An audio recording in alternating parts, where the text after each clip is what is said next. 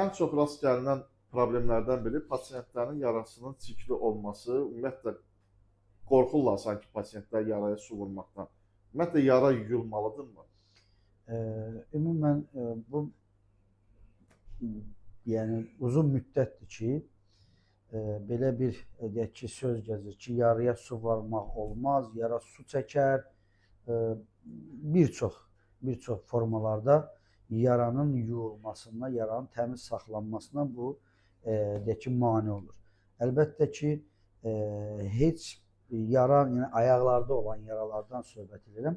Yəni qarın boşluğunda olan əməliyyatlardan söhbət getmir.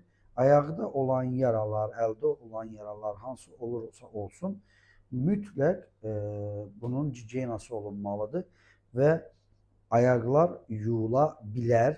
Sabunlu suda da yuyula bilər, hamam qəbul edəndə, duş qəbul edəndə də açıq yara ilə də çimmək olar.